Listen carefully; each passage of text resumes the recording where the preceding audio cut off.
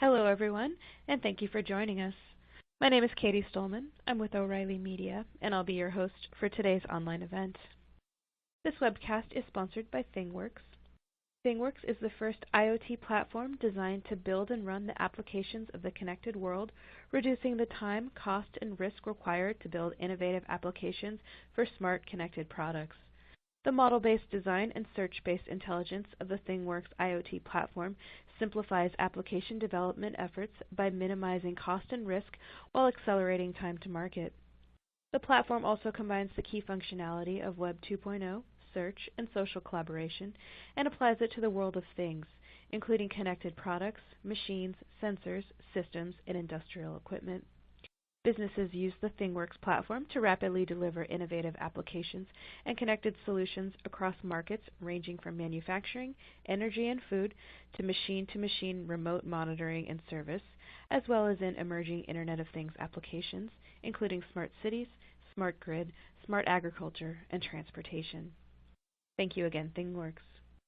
Today's webcast, From Idea to Prototype, is being presented by Chris Marangolo, Software Development Engineer at PTC, and Brian Jepson, Acquisitions Editor at O'Reilly Media, and moderated by John Bruner, Director of the Hardware Practice Area at O'Reilly Media. Before I turn the program over to our presenters, I want to encourage everyone to open the group chat widget where you can interact with each other and submit questions. You can also open, move, and resize any of the other widgets. If you have problems during the event, please post a note in the chat and one of our staff will help. For choppy audio or stalled visuals, try refreshing your browser window. And at this time, I'd like to turn the program over to John Bruner, Director of Hardware at O'Reilly, who will be moderating today's webcast. Hi, John. Hi, thank you so much, Katie. And welcome everyone to this webcast. This is a program that we developed and presented back-to-back a few times at the LiveWorx conference in Boston a couple of weeks ago. We got people in a room, gave them all Raspberry Pis, and then walked them through the process of connecting sensors to the cloud. At this point in the live presentation, I would be asking you for a show of hands to tell us whether you have a background as an electrical engineer, as a software person, or as something else, like a mechanical engineer or industrial process person. We can't do a show of hands, but if over the course of the presentation you're moved to do so, just hop in the group chat and tell us sort of briefly what your background is. The reason we ask is that we're excited about the way that hardware and physical devices are becoming more accessible. So we're beginning to talk about this idea of a full stack hardware developer. You probably know of full stack web developers. These are people who can do the back end of a website and the front end. So they do a little bit of database development. They do some PHP or Node or whatever on the server side. They do some front end development. They probably do some design. Hardware has always been different. It takes a lot of specialized expertise. And although it still requires specialized expertise in order to scale, what we're seeing is that it's possible to develop compelling prototypes and proofs of concept if you're just sort of a technical generalist. So you no longer have to be an embedded systems engineer with specialized training in order to begin harvesting data from the physical world and sending it up to the cloud. So when we did this live, what we found was that in each of our classes, about a third of the people attending had backgrounds in software, about 1/3 had backgrounds in electronics and electrical engineering, and the remaining third had kind of other backgrounds, either in things like mechanical design or non-technical backgrounds altogether. And all of those are great. All of those are perfectly fine for beginning to prototype stuff and sending data up to the cloud. So I would like to introduce my colleagues in this presentation who will actually walk us through the process. Brian Jepson is an acquisitions editor at O'Reilly. He's in charge of coming up with all of the terrific content related to hardware and electronics, anything on the physical side, the digital physical design. So this is all the most fun stuff, everything from 3D printing and CNC machining up to embedded systems programming. And we also have Chris Marangolo, who's a partner support specialist at PTC ThingWorx. He takes ideas, things that people want to see, and figures out how to combine the tools and make them a reality. So Chris and Brian really developed the demonstration that you're about to see here, and I will turn it over to them. Thanks, John. This is Brian speaking here. I'm going to start things off and then turn things over to Chris. So welcome, everybody. We're going to start out talking, it's going to start from the hardware. And the goal of this whole session is to understand hardware devices and the relationship to applications and the cloud. So there's going to be three major parts of what you see here: the hardware device, in this case a Raspberry Pi, and some additional hardware attached to it.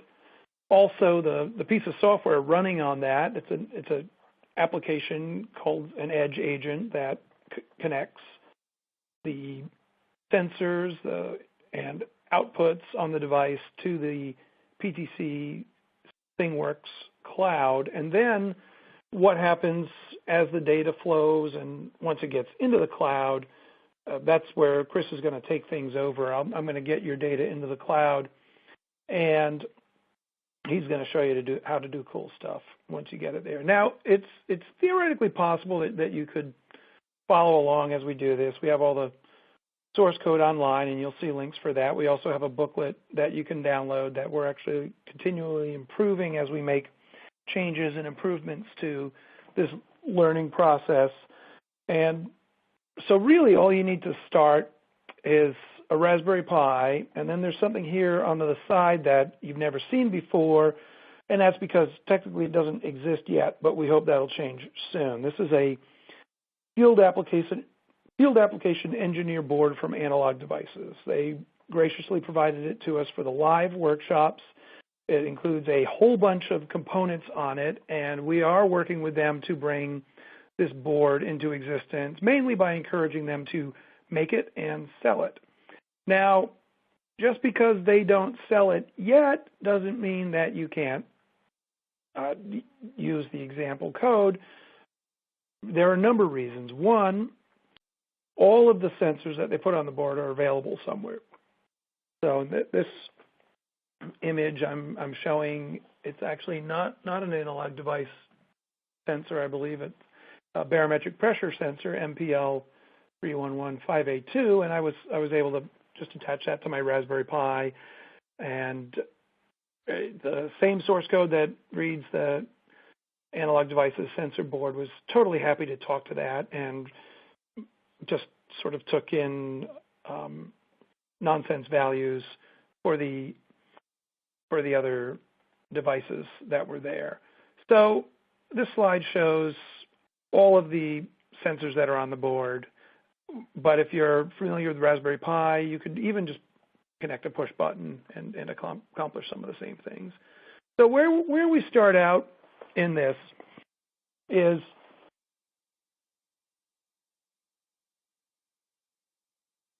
hold on just one moment.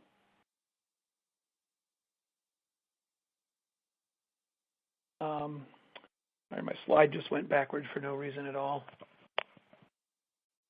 So where this starts out is on your Raspberry Pi. In the workshop that we did, we didn't have piles and piles of keyboards, mice, and monitors. So we had attendees SSH into their Raspberry Pi, and you can do that.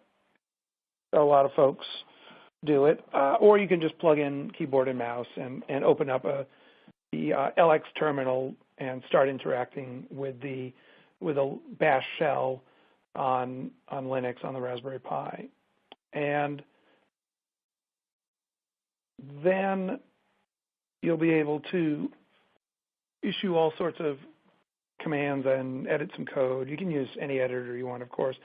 Before you're going to be able to do any of that, though, you'll want on your Raspberry Pi, and remember, you will be able to download these slides later. So probably at this point, I'm going too fast for someone to follow along.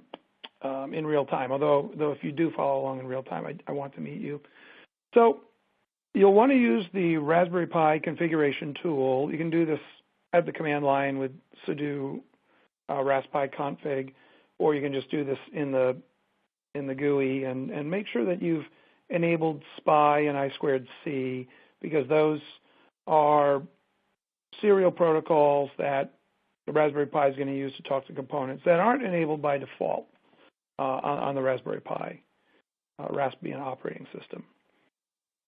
And then the next thing that you're going to do, and some of you, or all of you, depending on when you're registered, should have gotten an email suggesting that you do this, and PTC has released a developer trial edition of ThingWorx that allows you to run their entire cloud system locally on your machine, or you can deploy it in their cloud.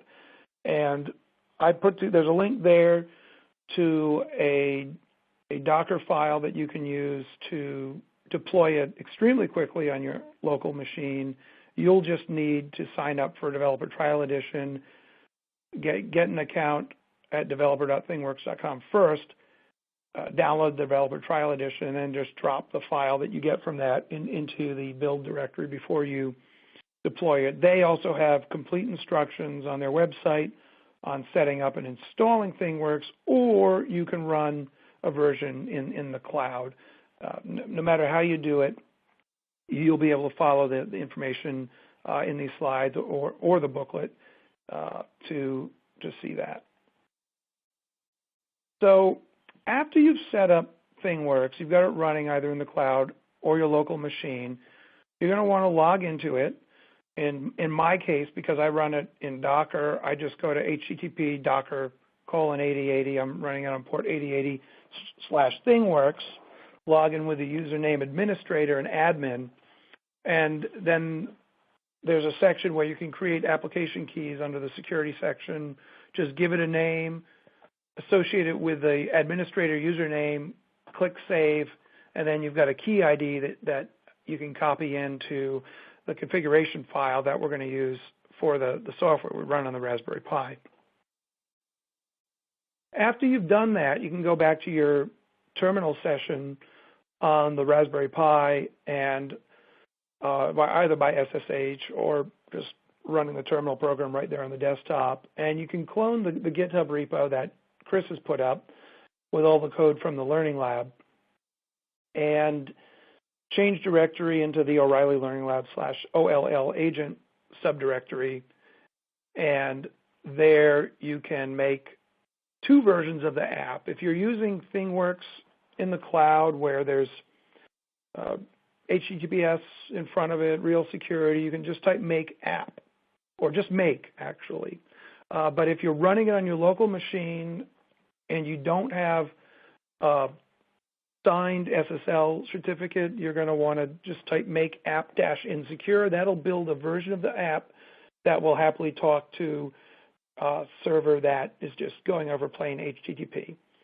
After you've done that, make sure that the executable file twc_agent actually existed. You didn't get any error messages from the build.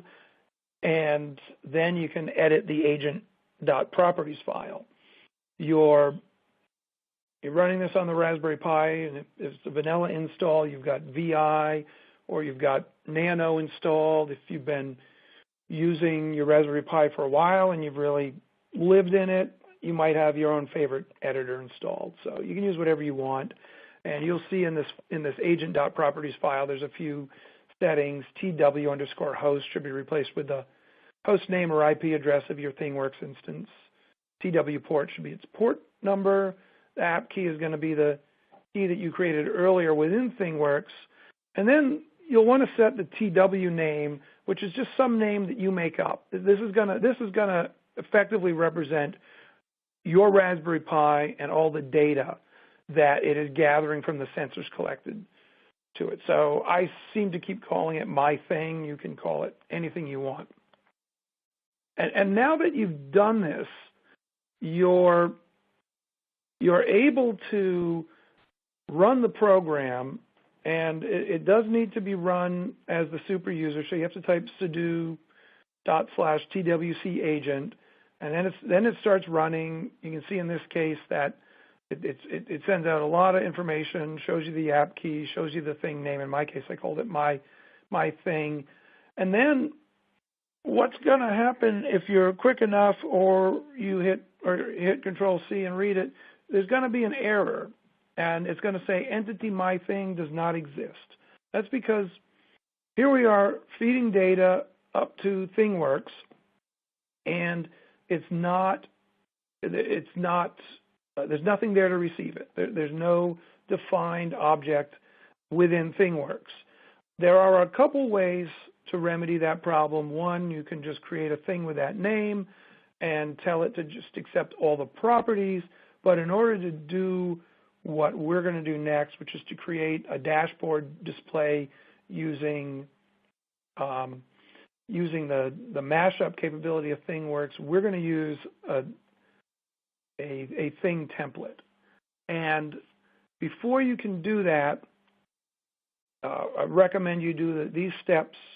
I recommend you do all the steps: running ThingWorx, interacting with ThingWorx on your computer, desktop computer, and for the Raspberry Pi, just use that for dealing with the sensors. You could do this all with the Raspberry Pi web browser, but it's unlikely you could run ThingWorx itself on the Raspberry Pi. So back in the web browser where we're looking at the ThingWorx user interface, you're going to go to the import button at the top of the screen, choose from file, and then you're going to import each of the, I believe there's 8 total, each of the eight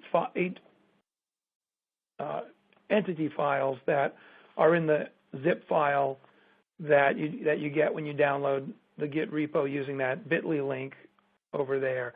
And you just do that for each one, click import, and that's going to bring in a whole bunch of thing templates, the definitions for the data that's going to come in, also for the dashboard that we're going to create using the Mashup. And then, in fact, once you've done that, you now have a thing template, and you can go up to the top of the ThingWorx window there, type +thing into the search field there, and then click +thing when it pops up. And then all you have to do at this point is give it a name. It has to be the same name as what you put in the configuration file earlier, the agent.properties file, and then choose the RPi FAE thing template there and click Save. And once you've done that, you can go back to the Raspberry Pi where you've left the agent running, hopefully, or you can restart it. And the result is going to be that you got those error messages that we saw earlier are now going to be replaced with success messages, because now your Raspberry Pi, the agent running on the Raspberry Pi, through the combination of the correct app key, the correct thing name, and a correctly configured thing on the ThingWorx server, they now can all talk to each other. And the Raspberry Pi can now feed all of that sensor data up into the ThingWorx instance. And to prove it, you can go back to the web browser where you've got ThingWorx open. You go to your thing that you just created, and after you click Save, you can click the Properties menu there, and then you'll start and click the little refresh icon that's off to the right side of this screenshot here, and you'll start to see values appearing in the sensors, depending on what you've got connected. I've actually, in this case, I've only got the barometer and altitude sensor there. There may be a calibration issue or perhaps some bad math in there because those numbers don't make any sense. You're actually seeing a value of 32 for temperature because we're doing a Fahrenheit, a Celsius Fahrenheit conversion there, and we don't have anything, so we're just getting 0 there because nothing's attached. So that gets the data to the cloud. I'm going to turn it over to Chris now, who'll talk about how we mash things up. Thank you, Brian.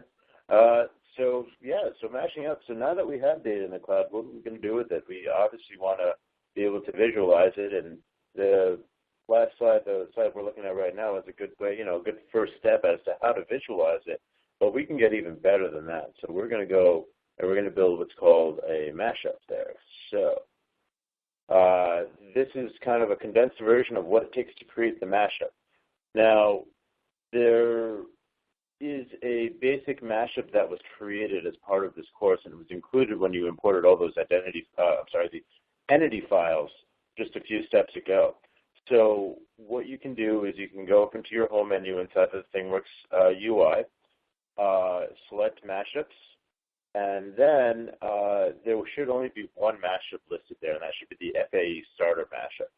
So you can click on that, you hit the little checkbox next to it, and hit duplicate, and then it really kind of it does exactly what it says it does. It's going to create its own mashup, and you can give it a name and call it whatever you want.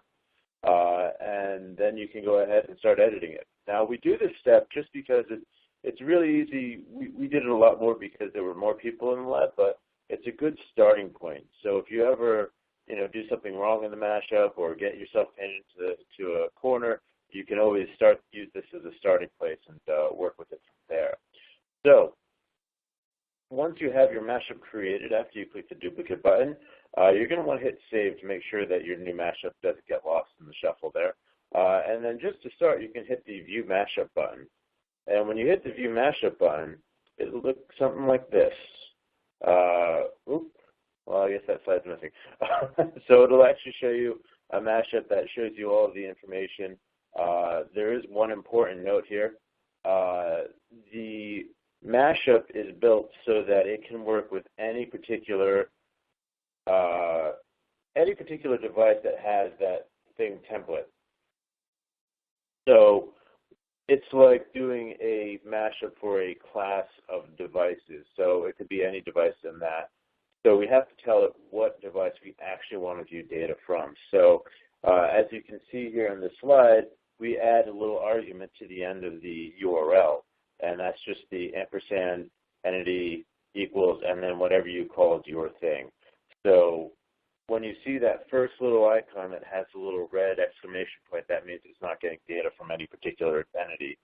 And then once we add that argument, you'll see that now instead of that red icon, it has the little yellow dial. So now we are getting actual data. So that's very important to remember when you're first viewing your mashup. So make sure you do that and just let it go. And you can actually keep that tab open as you're editing the mashup, or you can actually restart it as you need to. So the next step, we're going to go ahead and stop our agent because we're going to make some changes here. So when we did this, we needed to make some trouble, right? We didn't need everyone to develop the agent from scratch. We wanted to make it nice, quick, and easy. So when we have the FAE boards, as we said, there's a whole array of sensors in there. And part of the exercise was that we left one of the sensors off, and it was an SHT21 sensor. So that's a relative humidity and temperature sensor. So what this slide is going through is really just how to add that code back in. And we realized everyone's not C programmers here, so we wanted to make it nice and easy. So the code is here. So every line in bold is something that would need to be added to the agent. So to add this to the agent, you would just go ahead and open up Nano or VI or whatever text editor you like and go navigate into the O'Reilly Learning Lab /OLL agent /source /TWOLL agent.c file, and then look for these particular areas of code where you can go ahead and add this bits back in. Everything that's not in bold should appear in the file already. So once you're done that, you're going to want to go ahead and there's a couple other changes here. And you'll need to recompile after all this is done. So let me review these changes just a little bit here and kind of give you a bit more information as to what they're actually doing. So in this slide, the first one, SHT21 measure, and then you have somewhere that you store the data. That is really telling it to go ahead and communicate with the SHT21 sensor over serial, and then go ahead and store it in that structure named S_temp_RH. Once we have that, we're going to say, okay, well, now we need to do something with that value that we have. So we start putting it into the properties.temp_SHT21, which is really what we're saying is just, okay, pull back the temperature value that you got, store it in my local property structure. That property structure is going to be used later on when we actually send that to ThingWorx. So it's going to read that property, that structure, and send that value up along with our property name, which we'll see here in just a moment. So that's the next thing we're actually doing here. So we're saying, okay, ThingWorx API, we're going to add this property to the list, and we're going to call it temperature_SHT21. Now, that's going to pull back from that property structure, and you'll see right below it, it says properties.temp_SHT21, which is the temperature we just pulled out. And so it's going to take that value and send it up to ThingWorx with that name of temperature_SHT21. And so the last thing that needs to happen, and in reality, these steps are sort of in order of how the text file reads. The reality is that this step happens before any of the other steps. So this step is called the register property step. So this is the step where the agent code is telling the ThingWorx server, hey, I have this property and I'm going to be telling you about it. And it tells things like how often I'm going to update it, what to do if you ask me to update this, what kind of data type it is, and then there's just some other settings that are related to properties that are important. So that's what the CW register property API call does. It sets up all of those. And for the most part, these register properties will all look the same. For the numeric ones, it'll pretty much be the exact same every single time with just a different name. So now that you've edited your code, you can go ahead and recompile it using the make command. You can use make for the secure version, as Brian mentioned, or you can do make app-insecure if you want to make one without the HTTPS involved in it. So that would be next. And once you're done that, you're going to have a brand new TWC_agent to run, so you can go ahead and restart your agent by doing sudo./TWC agent. And that should produce the same old familiar output that you saw in the beginning of this exercise. So next, you'll see that in one of the earlier slides, he had a 32 for one of the temperatures and a 0 for the next one. If you have the SHT21 hooked up and wired up correctly, then you should actually see an actual value there now as well. If you don't, then it will still probably report as 0, but nothing, or it may come in as junk data, but nothing bad will happen if you were to do that. So now we're back up into our mashup. What we want to do, the basic mashup has support for all the different sensors that were already there on the board by default. Obviously, since you don't have the board, not everything is going to show data. But you can go ahead and wire it up and substitute it, and eventually, as we mentioned, these boards will be released to the public. It's just we don't have timelines on that just yet. So for now, we'll have to use our imaginations. So the mashup board has all the different gauges and different widgets that show you the value of all the different sensors that are already on the board. When we did that duplicate step, it came along with all that data. So now we've updated our code. We've added a brand new temperature sensor, or one that should have been there in the first place, the SHT21. And now what we want to do is we actually want to go ahead and put in a little gauge to be able to view that. So in your ThingWorx UI, you'll want to go find your mashup.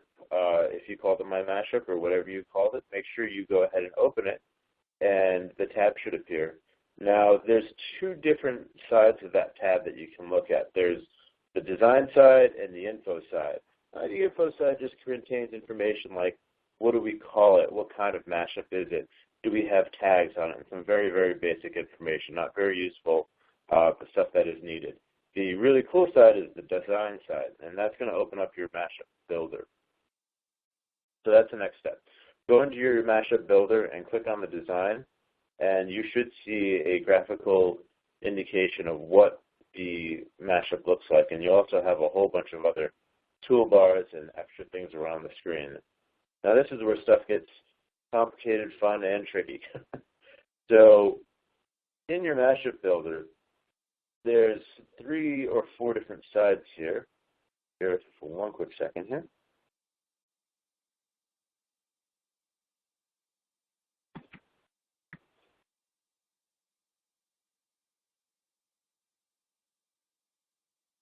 So in your Mashup builder, you'll see that your Mashup is in the middle, and around it you have a couple of different toolbars and ways to interact with it.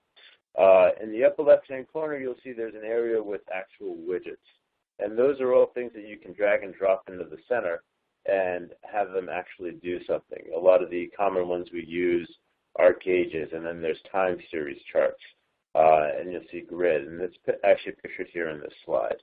Now, for this particular exercise, the area in the center you'll see on the slide here, he does have 2 gauges listed there, and that's what we're going to be working with, but I'm going to come back to that in just a moment. Below the widgets area on the left-hand side, you're going to see there's this properties template there. And what that does is when you have an object selected in the middle center, it's pretty much going to be the properties for that particular object. And as you click around on the different objects, you'll see the values will change, the types will change, and the fields will change. Now, as with any other object type of scenario, you'll see that a lot of the fields are the same, but as you go from object to object, they do change, and they will change values. And so this is how you pretty much set any property, any attribute or style or value on each one of these dashboard widgets. So we can scroll through the list, and you'll see there's all kinds of names. There's things like header height, footer height, size, relative size, colors, schemes, everything like that. So if you ever want to change something about a widget, that's where you're going to find those values from. Now, in the bottom center, there's a connection section and a to-dos tab as well. The to-do tab is just the reminders of, did you save this? You might have to populate this field. It'll put things in that to-do section, and it will remove it as you complete those things. So it's just a way to make sure you don't get yourself into trouble. The connections area is going to illustrate these connections between widgets, data, and web services. And you'll see how it all flows together once we start adding different items. You can also click on some of the items in the mashup, and it will show you the actual graph of how everything is connected together. A lot of the times you'll see web services hooked up to widgets, and you'll see all of their names listed in there as well. So all the way on the right-hand side, this is where the services are. Now, services are our sources of data. We're pretty much going to go ahead and we have a widget. It's capable of displaying data. It just needs to know what data to display, and that's what we're going to do in the services area. So you can actually add services from thing templates and things and pretty much everywhere else in the platform, and you can also write your own custom services. So if there's a particular way you need to return data, or maybe you need to just create a pass-through, you could go ahead and create a service on your thing to talk to another platform that pulls back the data and then puts it here in this mashup, and that would be absolutely valid as a way to do things. So in this particular case, since we imported the mashup, we already have those services specified, and they're all pretty much set up for us. They appear in red, and there's one in black. And the one in black is a special one. As I said, this is kind of a special mashup meant for all of the things of this thing template. So it says it has an entity name in there, which is normal. And then below the ones are in red, those are pointing out to the actual thing, and we'll be able to pull values back as we need to. So you can actually go ahead and expand those, and you can see the inputs, the outputs, and everything else that is going to come. And so we'll get back to that in just a moment. On the bottom right-hand corner, those are also services, but they're properties of the service, so that when you click on the inputs and outputs, you'll be able to actually say, okay, well, I've got this service, and I need to give it this input all the time. and that's where you would specify that. So think of it as service properties down in that bottom right-hand corner. So that's the whole mashup builder. And with all of these tools, you can actually build some pretty cool mashups, getting some data in there. So what we have going in here is that we're going to have you drag one of the gauges over from the widgets area into the main display area in the center top. And what we're going to do is we're going to hook that up to that new value we just put in, so that SHT21. So once you have the widget dragged over into the mashup itself, you'll see that the object properties area in the lower left-hand corner has opened up. And you're going to want to scroll through there and look for the display name field. And then you're going to want to type in temperature 2 gauge, just to make sure you don't get confused. That gauge name will appear all over the place, and you'll be able to see it, so it'll make your life a lot easier. So from there, we go ahead and we access our Workspace tab up in the Widgets area. Now that Workspace tab is going to let you go ahead and take a look at all the different objects that are already in the middle, and you can address one. So you can normally click in the middle center, or you can go through this hierarchy. It sometimes makes it a little easier to navigate. So from there, you're going to select that. You're going to go over into your services, and then you're pretty much going to select the Get Environmental Data service, hit the All Data area, and there's a little black arrow to the left-hand side of it, and you're going to want to grab that arrow and drag it over to the gauge. When you do that, it's going to go ahead and say, okay, well, what data do you want me to associate with it? And that's where you're going to select the temperature 2. So you're pretty much drawing a connection between this service and the temperature 2 value and the gauge, so that it pretty much makes it connects all the data together. So once you have that done, you're going to want to go ahead and click and save that mashup, reload it, and view it. Don't forget that URL addition with the actual value. And you should now start seeing data for whatever the SHT21 is reporting. You can do this for just about any piece of data that's in there. You can add all kinds of different services. ThingWorx is a very service-driven platform, and there's so many services in there that there's plenty of ones that even I don't know about that I'm learning about all the time, where you can actually pull out more data in different ways and share it with other objects and other things and display it however you want. There's also support for custom widgets, but that's a wholly different story for another day and another time. So now that you have all that done, I think you've got you've got a mashup, you're viewing the data's coming into the platform, and you're ready to rock and roll and take it to the next level with your IoT project.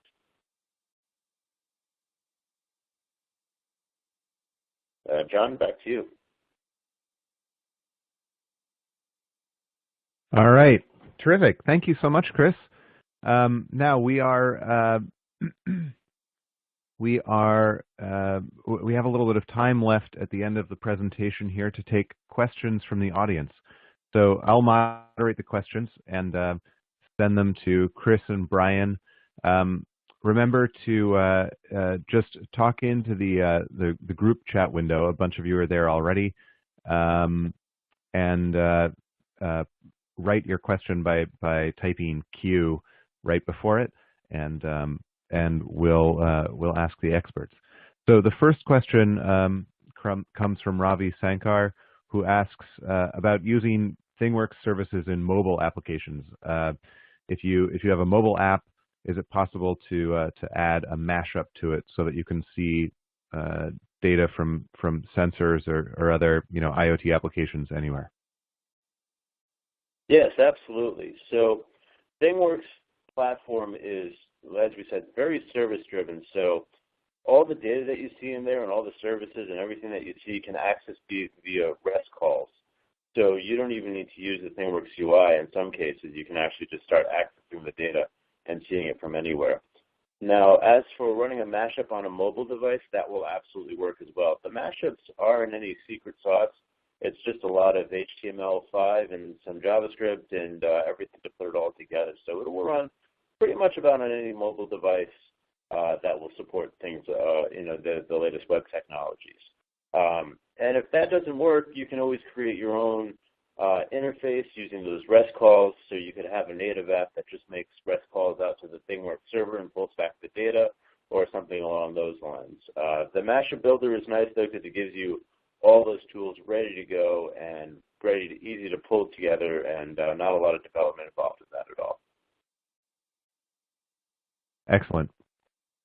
Next question. Moving over to the embedded system side. Arana asks, can I assume that ThingWorx works with other embedded platforms like the Arduino Yun?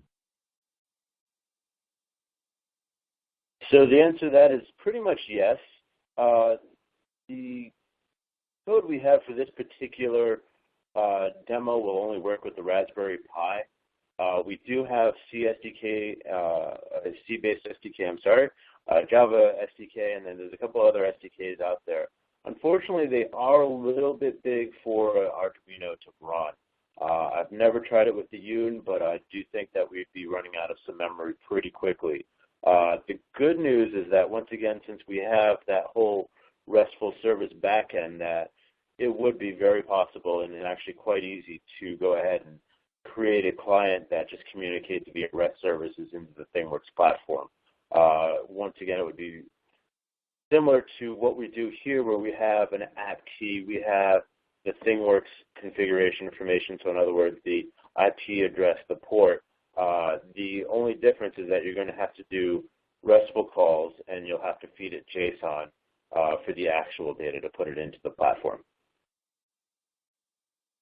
Got it. And we'll move on to the next question here, but a quick reminder, just drop any questions that you have about this demonstration or the ThingWorx platform, or using the Raspberry Pi as an endpoint into the group chat window and preface it with a Q, and then we'll handle it and pass it on. The next question comes from Gabor, and asks, how many different devices can be handled together with ThingWorx? Is there a limit on the number of endpoints you can have?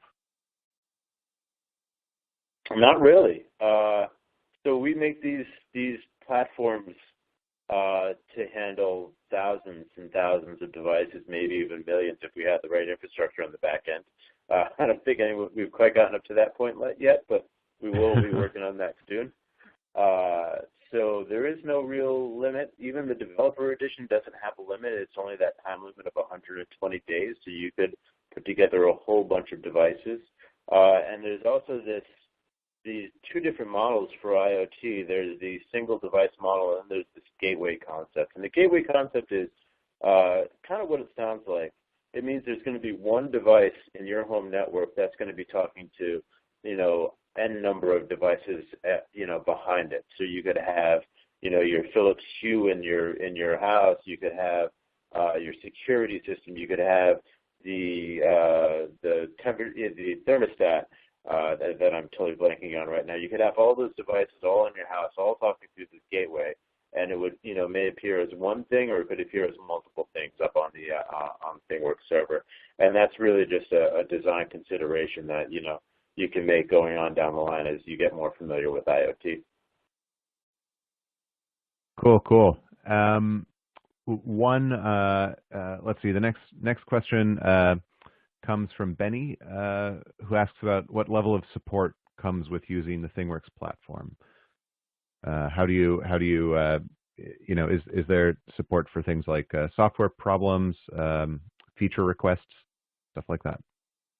All of that would be handled through the ThingWorx community, and you should be able to find the link for that on the developer platform. So that we do have a support organization, but unfortunately, to get support on that level, you do need to be a paying customer. But for all of the developer editions and the other ones, there is that ThingWorx community that you can sign in, and it's pretty much like a forum, and people like me and my colleagues, we all run through that community every once in a while and see what we can help people with, and make sure they get some support. Cool. Let's see. Martin asks about pricing. Could you describe how pricing works in general terms? General terms, sure.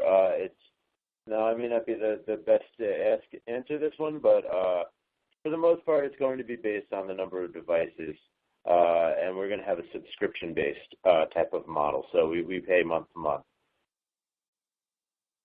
Okay. So that's the kind of thing that we definitely need a good salesman in there for. Bob asks, besides dashboarding, what can the platform return to an edge device?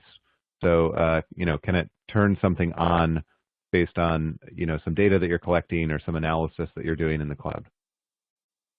Absolutely. So we didn't quite cover it in this example, but there is absolutely the case for remote services on the device. So the idea of the service is just what it sounds like. It's a construct where you have inputs and you have outputs and you have certain code that you invoke. And you can write services up on the platform itself, and then there's services you can write on the agent itself. And the idea is that by calling it a service, by wrapping it in this construct, this very general construct, we're not really paying attention to REST requirements or anything like that. We're just saying, hey, go invoke this code. And there might be an example of one. I think it's uploaded in the GitHub repo of blinking a light service, and that's very simple. So we go ahead and you can invoke this blink the light service. You tell it how many times you want the light to blink, and if you had an FAE board or you hooked it up to the right pin, it would actually be able to turn that light on, that number of times. So it's very, very simple stuff, but you can send data down that pipe.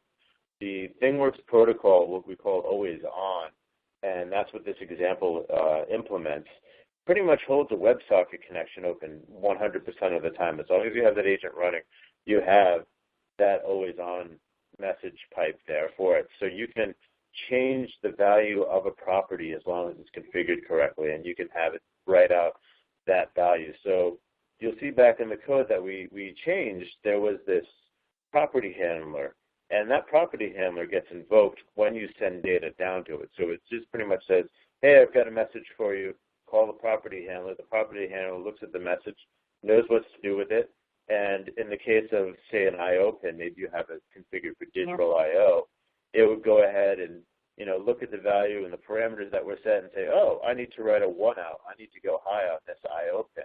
And so the code will take care of that for you. Cool. Relatedly, the code that you demonstrated today was written in C. What are you seeing as the most popular languages and frameworks for edge devices? Are people still mostly writing the embedded stuff in C, or are you starting to see Node and JavaScript, some higher level things come online? That's a good question, actually. I've seen a pretty good smattering of just about everything. A couple of years ago, I would have looked at you and said, Java on an edge device, what are you, nuts?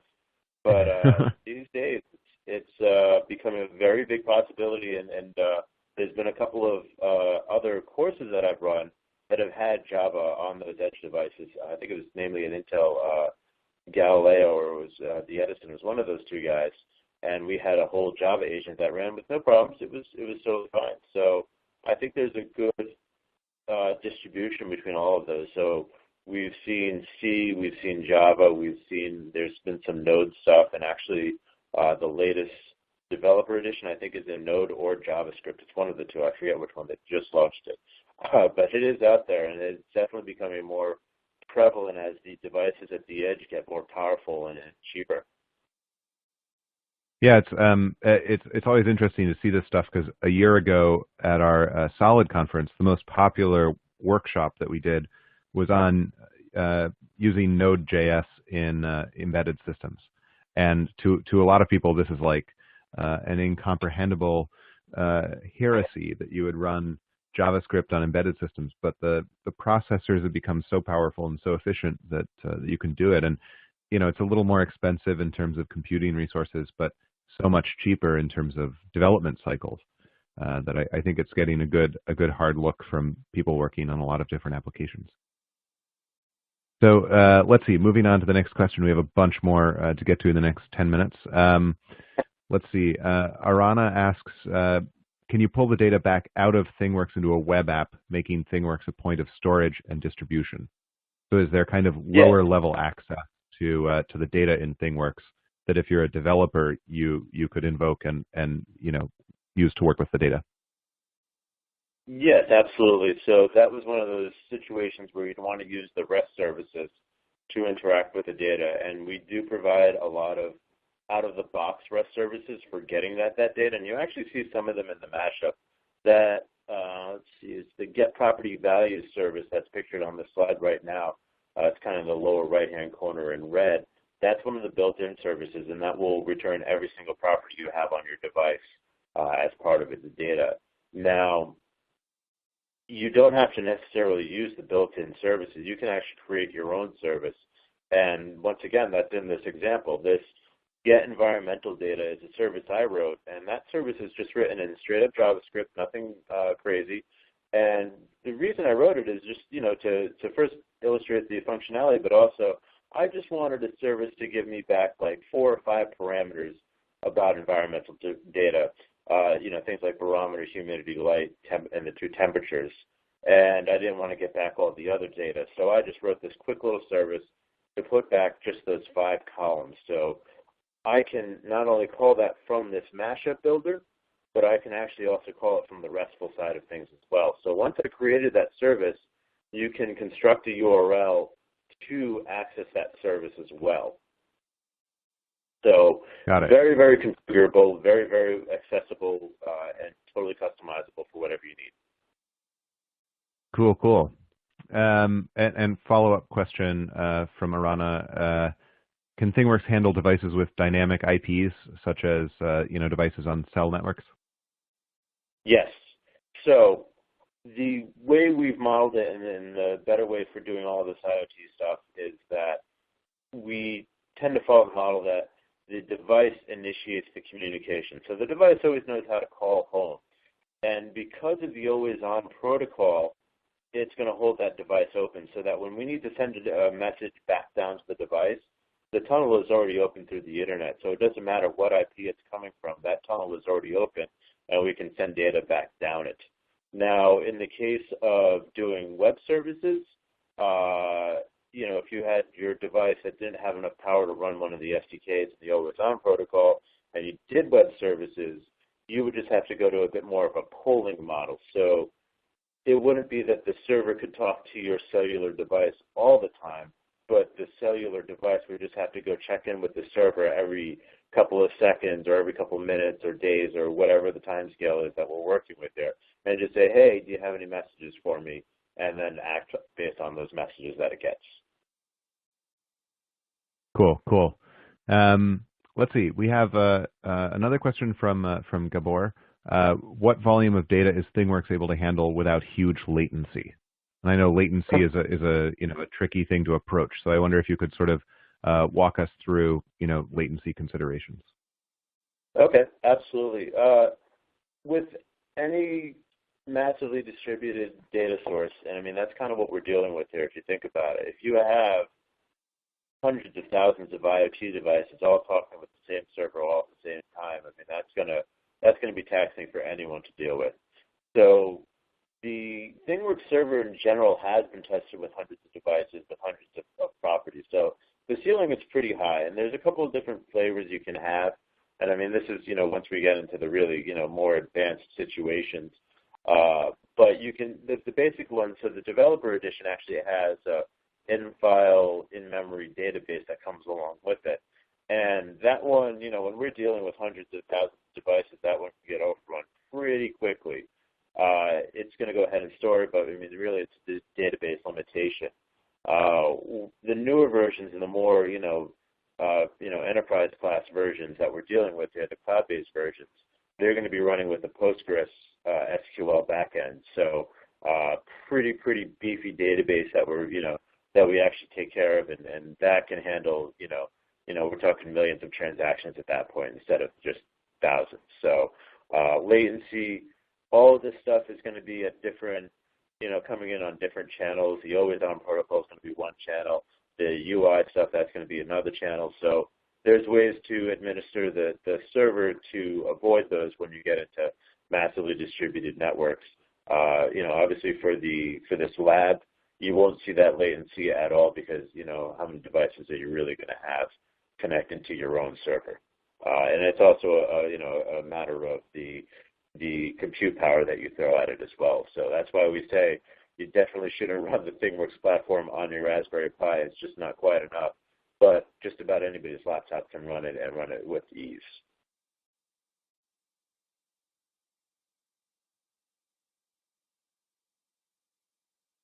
So John, back to you.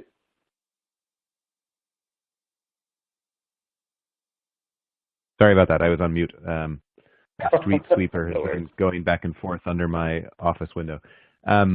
Can you use, Eric, we have a question from Eric who asks, can you use email notifications in the developer environment, or do you need to be a paying customer to use the email extension?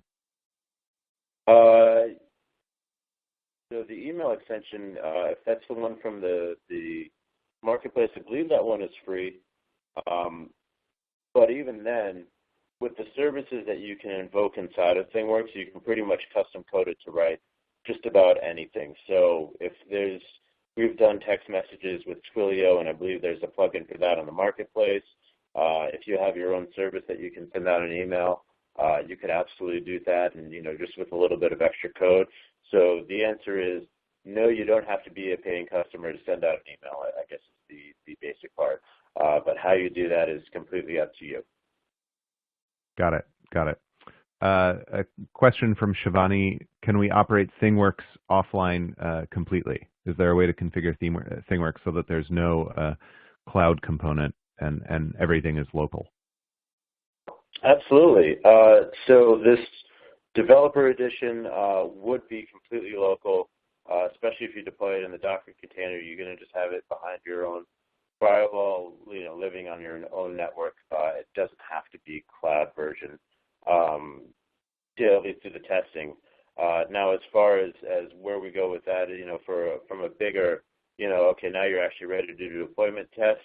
At that point, it would definitely be worth contacting us at PTC and getting some just custom advice on how to do that and what the best practices are and so on and so forth. Cool. One more question here from Bruce, who asks, if the FAE board data were being updated to ThingWorx once per second, what kind of cellular data plan provision would be necessary? What kind of bandwidth are we talking about?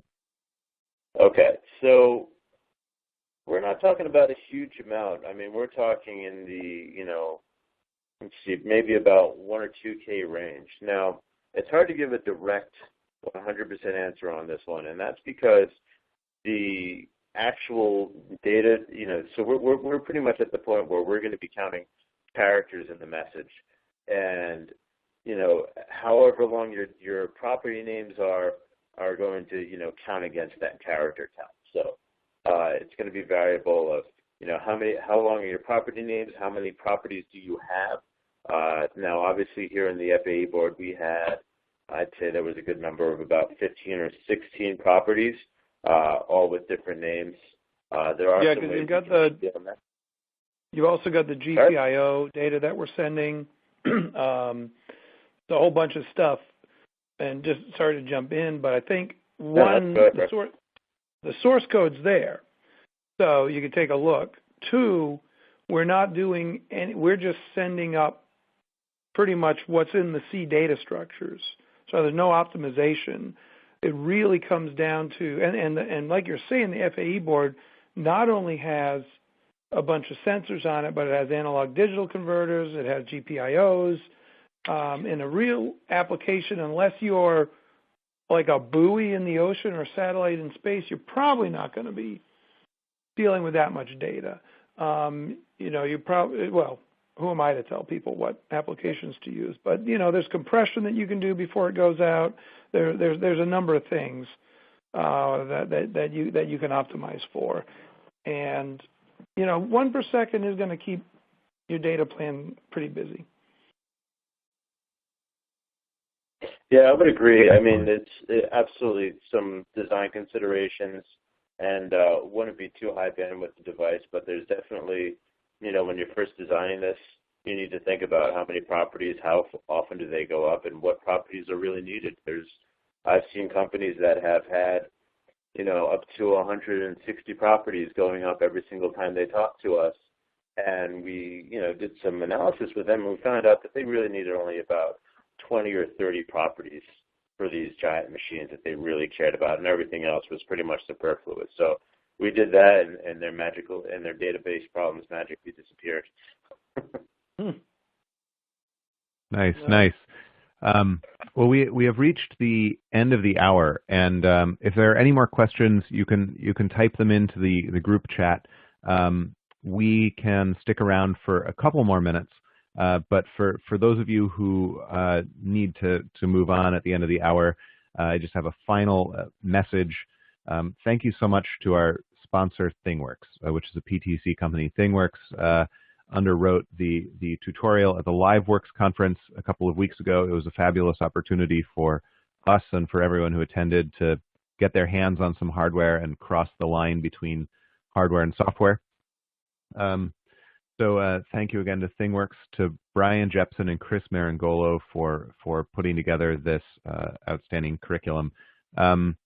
Brian and Chris, how do people find you on Twitter? I am at @bjepson. I will type that in. And I'm at Evil Crumpus, which is an old college nickname, but it's EvilKrumpis. Excellent.